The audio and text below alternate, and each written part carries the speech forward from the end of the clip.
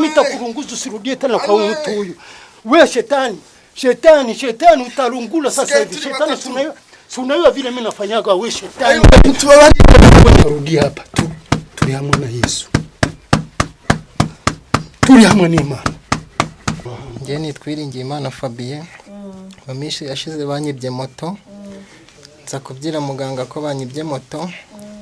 Sasta arambira ngo sasta z'ijoro ngira bingezeho. Moto yanjye nkaba narayibonye ni nayo najeho. Mureke nge no kuyatsa mwumve ni nzima bose.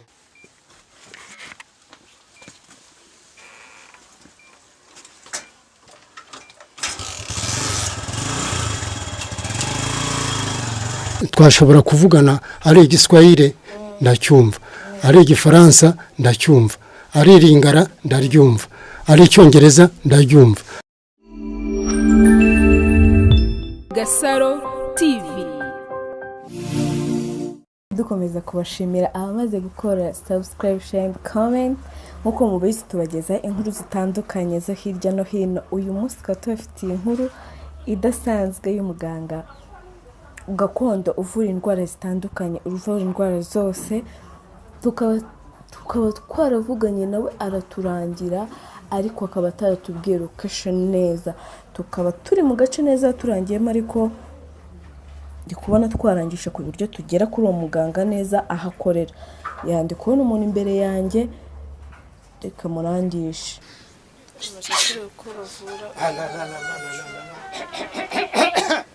Shetani. Kimbia, acha mtoto mwanaume. Unamfuata kunini wewe shetani? Wewe mimi nakurunguza wewe. Wewe shetani mitakurunguza usirudie tena kwa mtu huyu.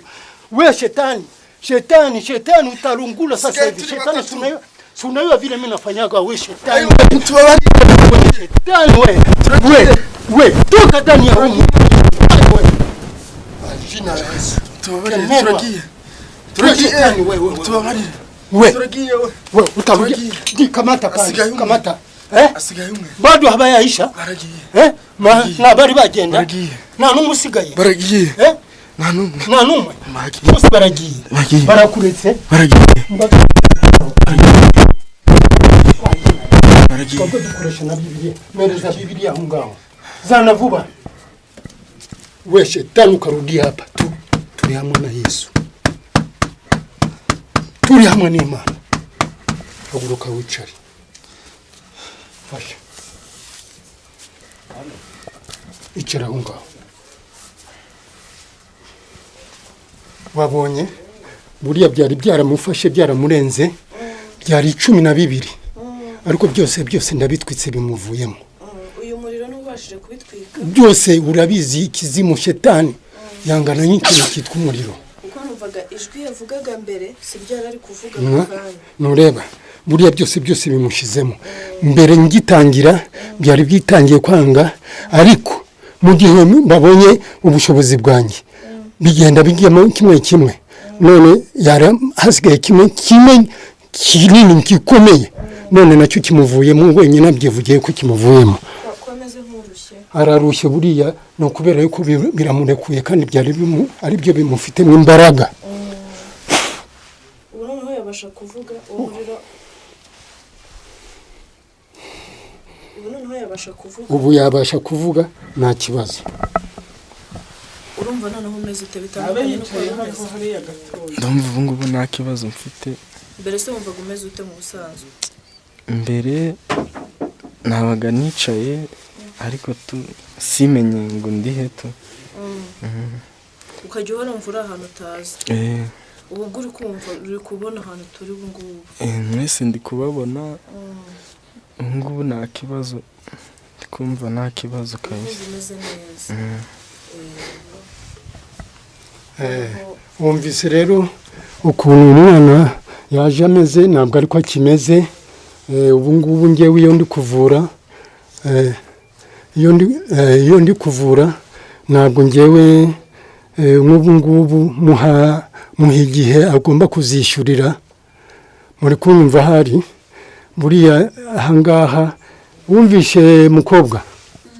Wumvise musaza wawe yarameze nabi cyane. byari byaramugize ukuntu yarameze byose bimuvuyemo uzaza ahangaha rero kugira ngo ababyeyi bishime ugomba kureba akayoga k'ababyeyi ukagashyira aho ngaho mu minsi uzabona bitagarutse ubu ngubu nabitsiritse uzaza kunshimira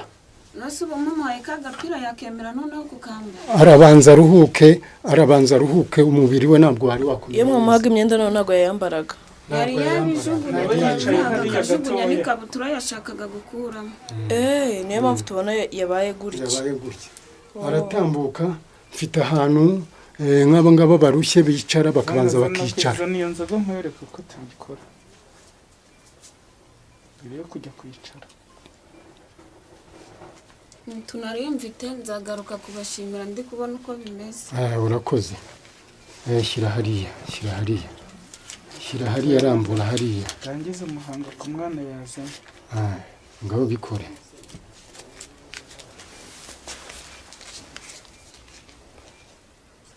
mwabonye buriya rero ariya mafaranga iriya nzoga ni inzoga y'ababyeyi baba bamaye uburenganzira bwo kugira ngo gire naho ubundi bwo ntabwo nca amafaranga buriya azagaruka kugira gute kunshimira niko bimeze uriya muhango wo kubakozaho amafaranga bazanye ku kayoga k'abakurisa biba bishatse gusobanura yuko byerekana yuko ababyeyi babyishimiye azana 5 azana 2 azana ayafite yose ntabwo mvuga igiciro agaruka kunshimira nyuma oya abazaza kunshimira nyuma yabonye imirimo wamukoreye n'ihinduka ryo mu mubiri w'umuntu we cyangwa nawe ibyo wamuvuye aza gushimira nyuma bihwanye n'uburyo ki bya bintu byakira yego weho haguruka turebe yuko ufite imbaraga nureba yaje atameze gutya none dore afite imbaraga ari kubasha na kuvuga namwe muri kubyiyumvira tambuka ugende wicare hariya wicare aho ngaho kwa karago ubanze utuze ndibuze kukubwira amasaha uza kugendera umva mukobwa musaza wawe ubu ngubu gahunda zirarangiye abaye muzima nta bindi byongera kubigira nta bindi buri arakize cyangwa ube wicaye aho ngaho cyangwa agenda wicare hanze ngiye kwakira abandi hariho n'abandi baje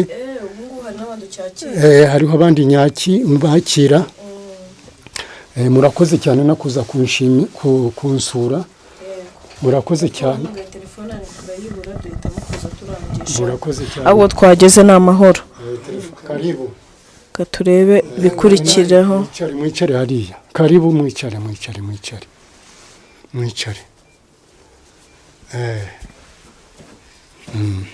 karibu babyeyi karibu habari muganga mzuri yule mtu wa Bukavu munanifuata mnajua Kiswahili muzi Kiswahili mimi naweza kuongea naye Kiswahili sana watoto wangu wote walipona ndio maana kukuja hapa na huyu bibi yangu kusudi utuone na tuko wazima lakini watoto sikukuya nao juu ya bato sasa asante sana unafahamu mzuri sasa aravuze uyu muntu nureba imiti yanjye irakora pe n'umuntu uri Bukavu n'umuntu uri Kinshasa n'umuntu uri Goma dore nk'uyu nguyu avuye hehe i Bukavu azanye n'umudamu we nabavuye tutari hamwe nibwo bwa mbere baje kunshimira bohereje amafoto bohereza n'amazina bavurira kwa ayo mafoto y'amazina ku foto n'amazina yabo none baje kunshimira yuko abana babo bakize dore ngabo muri kubareba baturutse bishimye cyane baturutse Bukavu baje kunshimira ngo abana ni bazima mwigire hino n'itungo ishime murakoze cyane muganga ariko ikindi kintu naringeneye nilikuwa mimi naomba dawa ya kutia kunyumba kusudi wale watu basirudie kwangu tena. Mbo merci damu utaipata. Mbo merci nureba. Buriya ngewe ntabwo nca amafaranga iyo navuye umuntu azana ishimwe yakunshimira. Dore nk'uyu muntu uturutse Bukavu aje kunshimira ku gikorwa namukoreye. Dore ndebera mwana wanjye, ndebera kano kayoga azaniye ababyeyi ugashyire hariya ukamukozeho kishimwe aje kunshimira. Dore azanye n'akaboga nziza cyane y'ababyeyi. None se abana babo bari barwaye iki, bavuye gute, byagenze gute kugira ngo bakubone? Inzira zaciyemo zose hariho undi muntu w'umuvandimwe w'ibukavu iwe yaraje azana ayoboje ndamuvura, maze kumuvura abarakize. Akize rero ageze Bukavu arandanga. Mbese iyo umuntu yakoze neza agenda abandi bamuranga. Ngubu iyo mvuye umuntu nkaba muvuye agakira, iyo ageze ahantu agenda avuga ngo muzajye kwa muganga kanaka, muzajye kwa muganga kanaka, n'umuvuzi yaramvuriye. None abangaba nishimwe baje kuvura, murakoze cyane ndabashimye. Igisigaye ndabashakira umuti murajyana hahandi ku mazu yanyu kugira ngo ibyo bintu bitazongera kugira gute gufata abana banyu. Merci papa. Asante sana. Sawa, mnafaa mzuri. Mtaenda nje munichunge kidogo, kisha niachane na haba bageni, nitabatafutia dawa yenye mtabeba. Na wazee hivi wazee nitabaomba nibaulize kama wanafurahi sana, nao niwaambie kama mulibaletea nani kuku. Si mnasikia kuku vile kunani. Sawa, muikale nje muda kidogo, nitabatafutia dawa yenye mtabeba. Nani mwenye iko nje? Ongoya. Karibu. Ongoya kwanza. Pardon. Nani mwenye iko nje? Hakuna mtoto iko nje nipelekee aka kanani nje.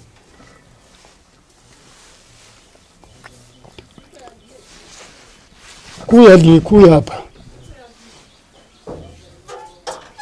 Karibu ikara pale. Cyinjira nabandi. Ndabona kibugifite. Oya mfita ngira abantu benshi ariko abonye hanze batonze umurongo. Nani Peti? Ambia ule Peti mwenye anarudia nyuma azashikire kano kano. Nazashikire kano kano akazirika hariya katagenda cyangwa naho kagenda kagaruka. Buriya kagucitse wakagaruka. Kagaruka.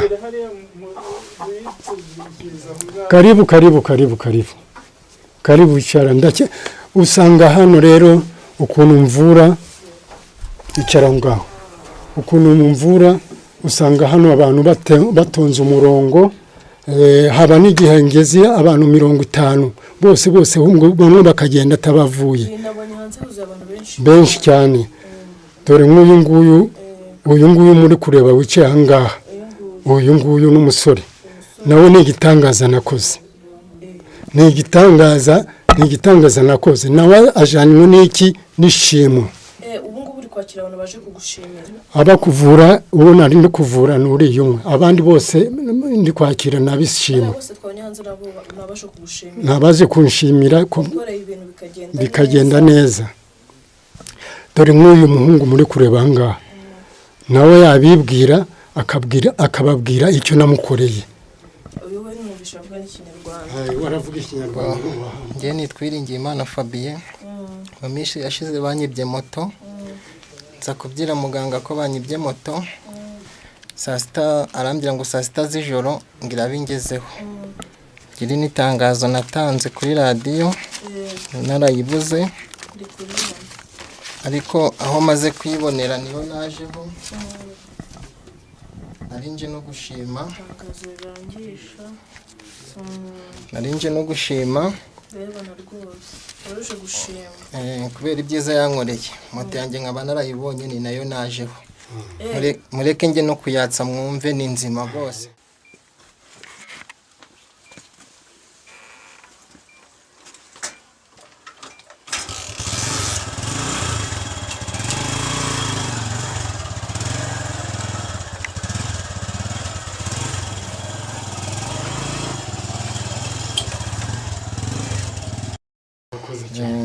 ako gashimo ababyeyi banjye niko nkora rero ngewe iyo ngukoreye ibintu nk'ubu ngubu bakaba bakwibye ikintu nguha umuti icyo kintu kikagaruka mu minsi itarenze 2 akaba arakibonye. Moto yaje hano ari kurira ndamubwira ngo genda mu minsi 2 moto yawe urabuyibonye. None moto ngiye paritse hari hanze yaje kuyinyereka yaje no kunshimira murareba ukuntu yaje kunshimira bose bari ukuntu bari kuza bashima. Mwana wanjye shyira kari agashimo hariya ndibuze kwereka ababyeyi yuko ibyo bari gukora ko ndi kugendana nabo. None se uko byagenze moto ujya kuyibona Uwiringiyimana Fabien ku mutima byakirana Mwana wanjye nuko nakwigishije nuko uzajya ukora nk'uko nkora. Ndashaje ariko ukora neza vuba. Fabien bakwibariza ujye kubona iyo moto yawe byagenze gute? Moto wasanze iparitse iwawe barayikuzaniye byakugendekeye bite kugira moto yawe kugereho? Yewe nageze hano ndi gutaka ko nibwe moto. Muganga arambwira ati wayibwe gute? Arambwira ati ngiye moto bayikuye mu nzu. Arambwira ati weweho genda saa 6 z'ijoro irabikugezeho nitakugeraho uzagaruke hano mbwire. None moto nayibonye nari nje gushima. Uwo muntu wayiguhaye wayizanye yaje akubwira ngo iki byagenze gute? Yaje ambwira ko yari yanyibye tugerana hano muganga muhimbabazi ariko hari umuti yari yamaye ngomba kugenda nitwaje. Yarambwiye ati mbese ngamukorera iki? Nanjye muhimbabazi naramubabariye. Naramubabariye. Ubwo turagenda nari ngarutse nje gushimira muganga. Turumva ko ibintu bya muganga bigira akamaro tukaba twiboneye ibihamye ko abantu baza kumushimira bitwaje n'ibyo babuze n'abarwayi bakaza barakize n'abarwaje bakabaha imiti. Tukaba twizeye ko uyu muganga yagaragaza umusaruro muze aka kazi cyangwa iyi migenzo kurwawe ruhande. Hari abakunda kubyita ngo ni ubupfumu ni imyuka mibi, wowe abo bantu wabasubiza iki? Abo bantu iyo baje kwivuza ntabwo bino mbabwira ko ngewe atari ubupfumu yuko ndi umuganga kandi nkaba ntabwo nica. Iyo umuntu akoze ikibi araza akagisabira imbabazi nkamwihorera akagenda, ariko kuvuga ngo ndahana ngo ndica ntabwo nica. Bazi yuko bose nicyo gituma ubona ishimwe ziri kuza. Bazi yuko ngewe imiti yanjye atari y'ubupfumu atari ya guterekera ni ibintu byo kuvura. aka kagana k'abantu baba bazanye ariko igihe mugasanze ntago twakabasigisha. Yuko nawe wakoze ageze ahantu nkaha agenda asoma. None se twabonye ufite Bibiliya situza ahantu bino bintu bihurira na Bibiliya wasobanura abantu badukurikiye? Nureba ino Bibiliya nicyo gituma mbabwira yuko ibintu byanjye atari ibyo guterekera cyangwa iby'ubupfumu. Muri kunyumva neza? Iyo ndi gutanga umuti kugira ngo umuti ukore neza ndawusengera. Iyo udasengeye umuti rero uri kuvura ntabwo umuti ukora neza. Ndawusengera namara kuwusengera ngafata muri Bibiliya ngasoma isengesho ryanjye riba ririmo ahasigaye umuti ukagenda ugakora neza. Ubwo se nyuma yaho iyo umaze gukoresha Bibiliya sibyo umaze gukoresha Bibiliya cyo kuba tweretse ikimenyetso cyabera nikitwereka ko bino bintu atari imyuka mibi cyane? Ntabwo ari imyuka mibi kubera yuko nkoresha na Bibiliya. None se muze noneho twaba abadukurikiye ku Gasaro TV n'abadukurikiye hanze y'igihugu ko dukurikiranywe n'abantu benshi kugeza aka kanya, mbese bagukeneye cyangwa bakeneye kuvugana namwe, babakurikira gute, amazina yanyu kugira babashe kubamenya? kugira ngo babashe kumenya izina ryanjye banyita Gasamuguna. Icyo bisobanura iryo zina rituruka ku gisekuru cya kera, ni izina riteruka ku gisekuru cya kera, kandi igisekuru cyanjye cya kera kikaba cyaraturukaga hehe? Hakurya muri Kongo. Niho haturutse rino zina niho ryaturutse. Ndi hano mu Rwanda ariko ni izina ryaturutse he basogokuru banjye. Mwe nawe ugenda umuryitwa uko mukurikirana. Uko tukurikirana niko ngubu nshobora kwitwa kanaka. Ni izina rya sogokuru wanjye naryo bakarishyiraho. Sasa na kugira ngo bamenye banshakira ku nimero za telefone. Izi nomero za telefone ndazifite. Kandi ikindi nakongeraho, bashatse kunshaka ari Kinshasa, ari Bukavu, ari Goma, ari Nairobi, ari mbese mu gihugu mu mahanga hose banshakira ku iyi nomero. Iyi nomero ngiyi mwayisoma akaba ariyo mwatanga bakajya banshakira ku iyo nimero. Ndabona hariho nimero y'amahanga, hariho nimero y'amahanga n'inyarwanda. Uwagushaka kwandikira kuri nimero y'amahanga n'inyarwanda. Kuri hoteli imbere muze nimero yabo bashakira 0788 18 835. Iyindi ndabona ari nyamahanga ni plus 24 ni plus 24 39 77 839 yego yuko iyi nomero zose ari hehe ari mu mahanga hose bagomba kuzigira. Ari umunyamahanga ari Kinshasa atazi Kinyarwanda yanshakira twashobora kuvugana. Ari Igiswahili ndacyumva, ari Igifaransa ndacyumva, ari Lingala ndaryumva, ari Icyongereza ndaryumva. Ari muri Amerika ashatse kunshaka nawe yanshakira ku iyo nomero. Kandi ikindi nakongeraho, ari Kinshasa atabasha kuza yakohereza ifoto n'amazina yari Kinshasa akayohereza ku iyi nomero. Nkaba namufasha ndi hano mu Rwanda ari Kinshasa. Cyangwa ari muri Amerika yanshakira ku iyi nomero tukavugana akaba yakohereza ifoto ye n'amazina ye, nkaba namufasha ndi hano nawe ari iyo ngiyo. Yuko bano babyeyi nkorana nabo mwumvise, ababyeyi nkorana nabo mwumvishe, ngomba kubahamagara njyewe ndi hano bakaba bangira aho ngaho Kinshasa, cyangwa bakaba bangira muri Amerika cyangwa mu mahanga hose. Kasa wakoze cyane kuba duhaye karibu iwawe, tukaba twabashije kureba ibikorwa bya ukora umunsi ku wundi, ubufasha uhereza abantu. Tukaba twishimiye kuba watwakiriye Kasa, tukaba twabonye uko ukora ubuvuzi bwawe, tukabona ko bagushimira, twabonye ko ibintu ukora ari ukuri koko. Ubutaha tuzagaruka natwe tuje kureba mbese bigeze he, bimeze bite, tugaruke kubasura. Ntabwo kiba kituzanye gusa ari ukuza kumenya ngo mukora mute. Nta kibazo, murakoze.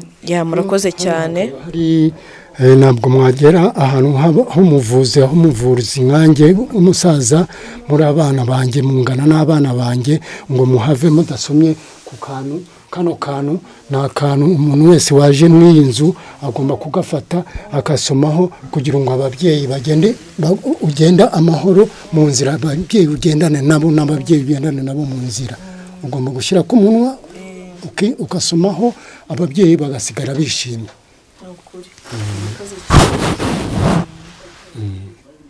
Sawa, tuzagaruka kubasura ubutaha. Nawe se naho wakoze kuza kushima. Urakoze cyane. Na moto iri hariya ngira ngo mwayibonye. Nawe ugomba gusomaho gakeya. Nawe uva mu nzu adafashe kwa kanuza kababyeyi. murakoze cyane imana yubaha umugisha